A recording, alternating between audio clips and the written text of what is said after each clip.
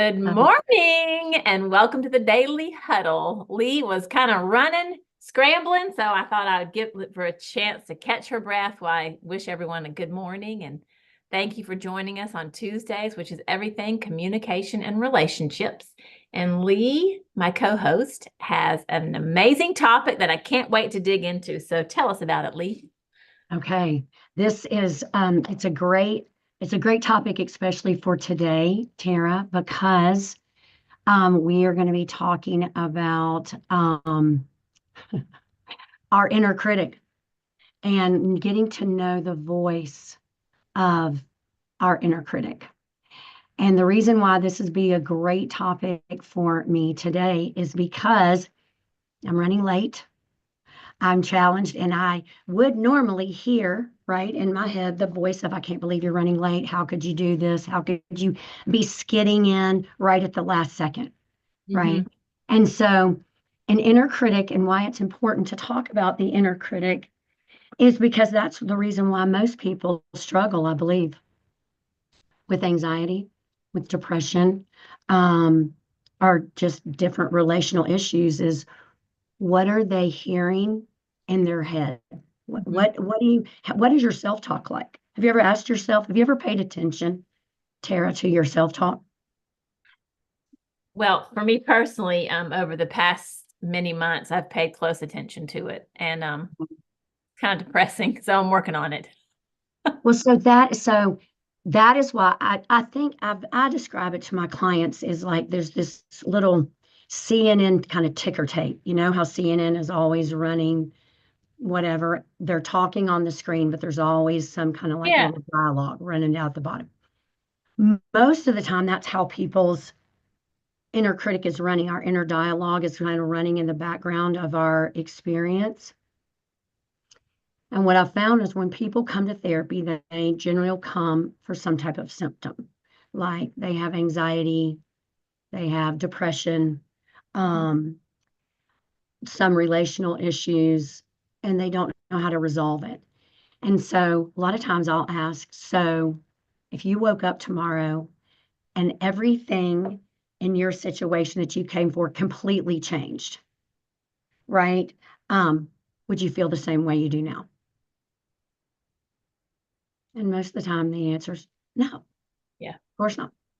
Which really means that what we're struggling with is situationally what's going on, but more importantly, not just the situation, what are we telling ourselves about the situation? Right? So it's not necessarily what's happening, it's what we're telling ourselves about what's happening. So just like you said, if you pay attention, so I get people if somebody was a client of mine, the very first thing I would talk to them about is, have you ever considered if you're mad, if you're sad, if you're anxious, have you ever paid attention to your thoughts? And I love to tell this story, and I tell the client that I tell this story. But there's a gentleman that came to see me. He's older than I am, and he worked out at Y12 here in Oak Ridge, Tennessee. So super, super smart physics person, and he was struggling with some stuff. And so I asked him the same question. Well, have you ever considered that not every thought that you're thinking is your own? And have you ever considered paying attention to your thoughts? And he basically said, well, that's the dumbest shit I've ever heard in my life. Right. And I love him for saying that because he's just kind of gruff and harsh and straightforward. And I said, okay. And I said, well, you're a scientist and you're a researcher. It's what you do for a living, science. So just research. I said, so just go home this week. And anytime that you feel mad, sad, or anxious, just kind of take a little note. Just jot the little note down. What were you thinking about? Don't try to change it. Don't try to judge it. Don't try to filter it. Just write it down. And then come back next week and report to me what you found. And so he comes back, of course, the next week and was like, holy cow. Like, holy cow. I was like, yeah, we know we're not paying attention. Just like what you said when we opened, right? Is what's kind of depressing when you think about it. Okay.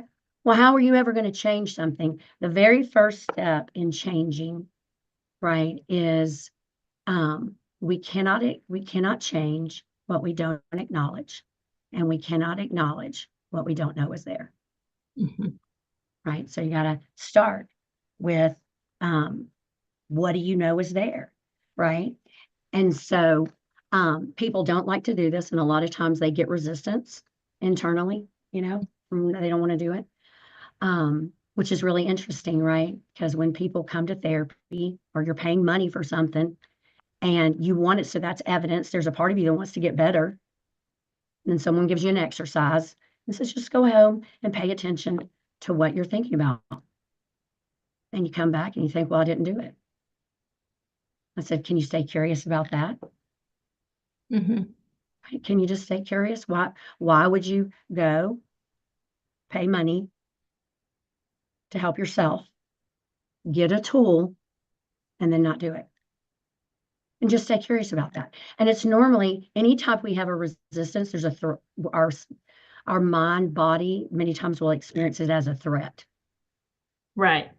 right? If there's resistance. So just stay curious about the resistance. It's normally what you just said, is that it's painful. The original beginning of this journey of documenting your inner critic feels painful to people Mhm. because they believe it. They don't even question it. They don't even question the thoughts. We never question the thoughts. But if you start the journey, I promise, promise, it will give you more insight into yourself than almost anything else that you do, is paying attention. Because we're mostly unaware of our thoughts.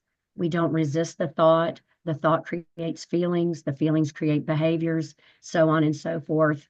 And there's our implicit memory where people are experiencing anxiety and depression, right? I mean, I did for years and years and years and years, experience multiple inner critics. And in the past, I would call them voices. And my mom would say, you don't have voices? Stop saying you have voices. You don't have voices. It's like I have voices. I have Oh, voices, like multiple voices talking in my head. yeah. Oh. And I still have multiple voices talking in my head. They're thoughts. But the difference between decades ago, when I had all of my addiction issues and all the things that we've talked about on the podcast, Mhm. to today, is now I know all those little voices. Yeah. Not only do I know all those little voices, I've gotten to, which is what I wanted to talk about ultimately today, about the inner critic, is getting to know that inner critic. Mhm. And how do you get to know somebody or something? Is you spend time, right, with it. And most people don't want to. And I'll give you just a simple example of, well, I'll just do today. I was going to do one from last week, but I'll do it for today. Have you ever thought, oh, I have to be somewhere at 9? And so the logical thought is back that out. I need to leave my house at 8:15. I need to be there at 9. But somehow the 9 o'clock in my head became the time that I needed to leave instead of the time I needed to be somewhere. And so Sure. about at 8:45, I was, oh my, the thing starts. So I'm racing, right? And so inside my head is, oh my God, and all the thoughts, all the voices, Leigh, I can't believe this. You're going to let everybody down, all the stuff. So I was just trying to breathe as I was driving. And I said, and in the past, that would have just wrecked me. Instead, I said, is this going to matter in 3 hours, 3 weeks, 3 months, or 3 years? Is this going to matter in 3 years? No, nobody's even going to remember that I was 3 minutes late to a podcast. And so getting to know those frantic voices is one of the ways we can start the journey of inner self-love, right? Mhm. And the panic. Um, and so how we get to know the inner critic is just ask it, what are you afraid would happen if you didn't criticize Leigh so much? Well, she'd never get anything done. So that's the positive Mhm. intent. You asked yourself to pay attention to your inner critic. And then you ask, after you're writing it down, what are you afraid would happen if you didn't judge me like this? And most of the time, that voice has a positive intent, even if it is causing a negative because it's hurtful, right? But once a person can know that this inner critic actually has a positive intent, we can start the journey of the reciprocation. Okay. So I'll give you the example of last week. So last week, I drove in and I looked and my car was dirty. And then I hear the thoughts. I can't believe you didn't get your car washed. You said that you were going to get your car washed. Your car wash moved in right next door to your house. And you said that you were going to get your car washed. And you even bought the package that you can go as many times a month as you want to. Yeah. Right. And you still aren't getting your car washed. So in the past, that would have landed on me. It's not so cruel. I probably would have ignored it. I probably just would kind of ignore that. But instead, what I did to this little perfectionist part of me, I just said, thank you. Thank you that you want me to get everything done. Thank you that you want me to, you know how much I love driving in a fresh, clean car. Thank you for reminding me that I need to do that. Right. And I just kind of moved on through the day. So that, if you can get to know your inner critic, they're normally just trying, that part of me just wants me to get everything done, wants all 25 things on the checklist to be done, and she doesn't want anything to be left undone ever. And she likes things exactly the way she likes them. Wow. That's I think part of this for me is like really, I mean, these voices in our heads, maybe they've been there for years and years and we've never really addressed them. And then if I think about addressing them, it really screws up the image I have of myself. Wow. See, well, that's a huge statement. So when you say that, this is really so true, is that you are afraid that you'll believe the voice. Or actually do believe, or there's parts of you that do believe the voice. Right? That's why this is so important. Because most inner critic voices are the voice of a primary caregiver, generally.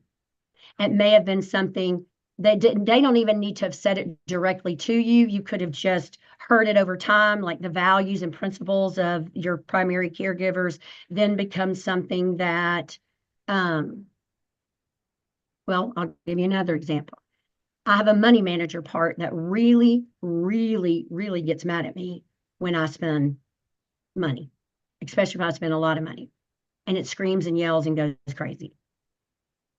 Well, my dad is a very, very, very good money manager. Okay. Quite frankly, I'm not. So, and so when I asked, this voice used to really just crucify me nonstop because I also love to spend money. So when you have a part of you that loves to spend money and another part of you that doesn't want you to spend any money,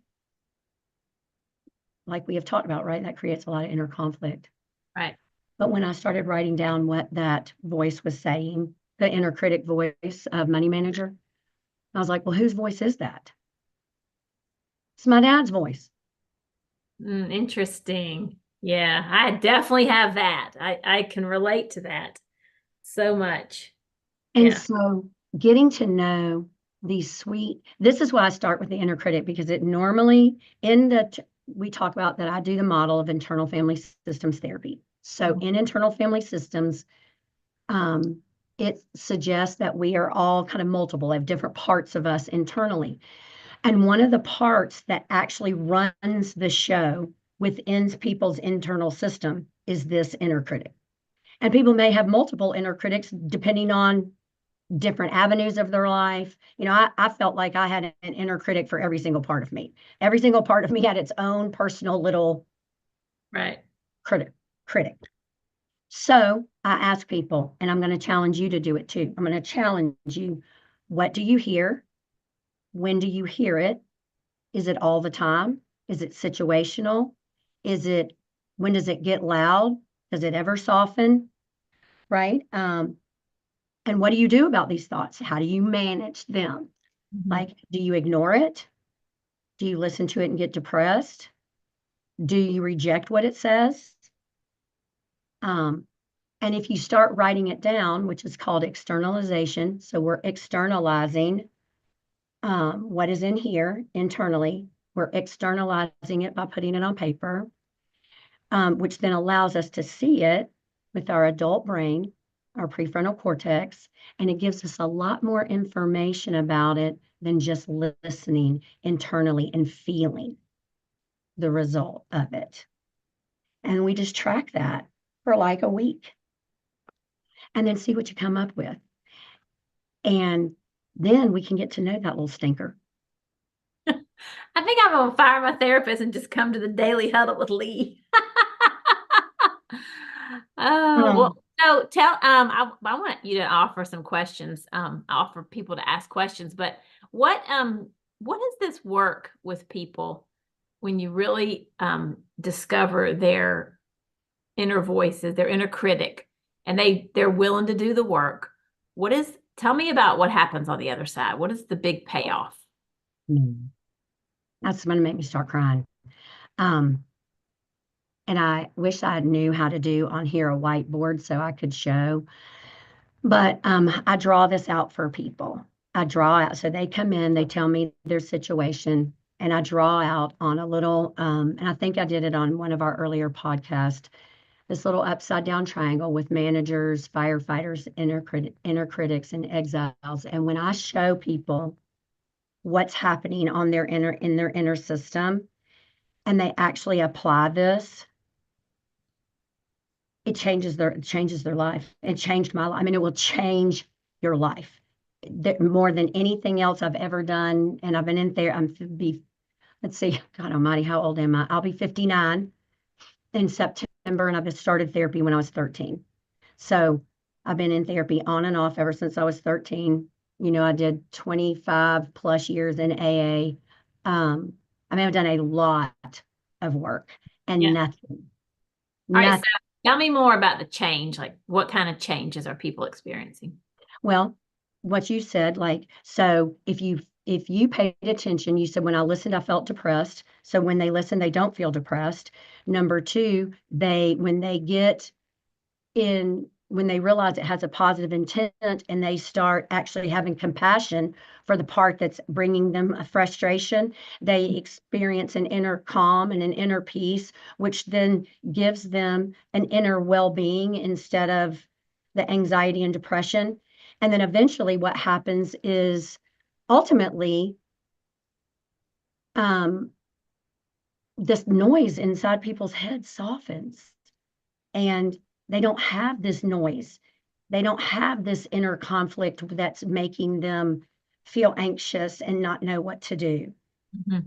And that's so relieving. And then ultimately, for people who struggle with substance abuse and things, their symptoms dissipate. And even if they don't have substance abuse, their anxiety goes away, their depression goes away. They have like the ladies that I work with at the Serenity Shelter that have just had really hard lives. I mean, they say it's life change. I mean, helping them to understand their inner world has changed their life. I bet that work at the shelter has got to be unbelievably rewarding if they're willing to do this work. Yeah, and it also reinforces the fact that this really does work. If you can get the most traumatized of the population to be able to understand the voices. And I just want something's kind of coming up for me. I just want to make a clarification. So the difference between schizophrenia is a medical brain thing, and the difference between hearing parts voices, which are the voices, your own thoughts, are the difference between hearing voices inside your head or voices outside your head. Right? So we're talking about voices inside your own head. Those are parts. Schizophrenia, and when you hear voices outside your own head. So just making that kind of clarification, because there would be different protocol for the voices outside your head. Gotcha. Okay. So, and also one of the greatest gifts, and I know you're going to love this because I know you, is this whole thing boils down to love. And so instead of feeling the depression, we actually feel love, right? When I got in touch with all my inner critics and were like, thank you so much that you really just want me to succeed at a high level. Like, I love you for that. Thank you. Now, it's taken me a long time to get there to where I am right now, but we can do it. And when we do that, all of a sudden, the inner world that has been so challenging for many of us, right? Some people don't have that. Some people have a voice that tells them all the time, you're a freaking rock star. You're the best person in the room. You're better than People like anybody. that. Right? I don't, but I mean, that wasn't me. So I don't like, and obviously, if you're a person that says, I'm the best person in the room, I'm smarter than anybody in here, I look better than anybody in here, I have more money, then this isn't really for you because you wouldn't need to change that, right? You have an inner cheerleader that is helping you to, feel really good every day. But what we can do if we don't have that is we can turn this inner critic into an inner cheerleader. Well, I want to offer if anyone to put their hand up if they have a comment or question. And while they're doing that, I'm very careful not to make these conversations with you about me, not because I don't want to be transparent, because I very much am, but it feels a little like self-focused. So I think I want to say something else. Okay. And some of y'all know this, but I think it's important to say right now, and it is that I knew Leigh 30 plus years ago in our college years and shortly after. And then we were not in touch for literally 3 decades. And now she's back in my life. And I feel like I knew you as well as anyone could know you back then. I mean, we weren't like palling around, but we were together around each other, mutual friends. And when you talk about how important it is to invite and embrace and focus on love, you are a living example of that, because you still have that same signature energy that you had all those years ago, but it was a very frantic energy. Yep. And it was not encased in love. That's right. I don't remember you seeming angry. I just remember you seeming super frantic, always ready for the next high, whether it was a party or a 46-ounce Diet Coke or whatever it was. Yeah. You were after that, and we're bringing people along with you to ride that high. And now, again, same, she hasn't lost her signature energy, but it's just communicated with such wisdom and love. And so you're living proof of this work. Thank you so much. It's so important. And I don't know how I want to break it down on the Daily Huddle moving forward, but the impact of this inner work is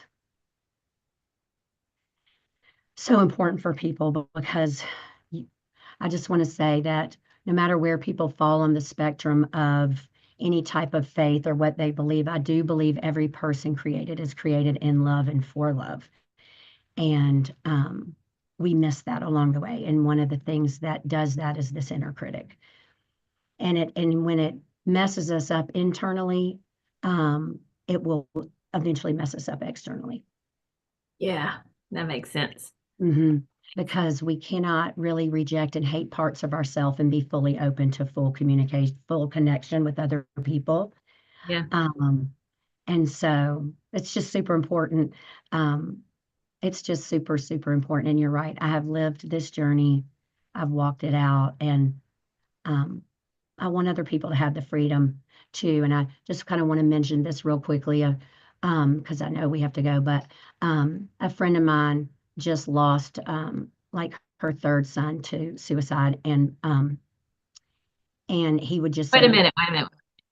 She lost her third in the three, or she lost for the third time a son? Oh, no. She calls him her third son, right? She has two sons, but you know how when your kids were young and somebody comes over and the kid just stays with you all the time, and it's kind of like your third son. Totally.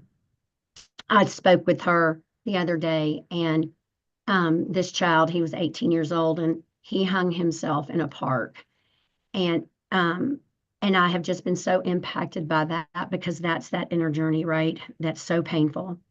But the inner pain becomes more than someone can tolerate. And they feel like the only way out of the pain is to be unalive. And so I want to really encourage people that we can get out of that pain when we understand it and have somebody walk alongside you inside, right? Inside here, where it feels scary to listen to the voice, when it feels scary to hear it, but you're not alone in that. We'll have somebody walk with you and help you to understand it. And then when you understand it, you can get to know it. And when you get to know it, we can change it and love can change. And so I relate to that because I did try to kill myself twice, about 25 years ago. I don't know if you knew that. So I'm real sensitive to people who struggle with that amount of pain. And so obviously the end result was for me wasn't to be unalive. I'm here, and that's why I'm doing this. Absolutely. So beautiful. Okay. I'm going to let you sign us off, but I got to run. I know you So do. All right. So, see y'all soon. I'm all right. out. Thank you so much, Tara. So we just want to close up today by saying, number one, to love always, starting with yourself, and then you can love others, and really want to laugh out loud, belly laugh out loud. So fun. Number three, we want to stress less. Four, eat more plants, nourish your body, give yourself time and rest, and sleep at least 7 hours. And finally, you want to move your body the best way and the most fun way that you can. Just enjoy your life. All right. Thank you so much for being here.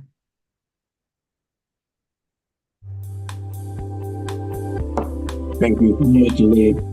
Thank you, Tara.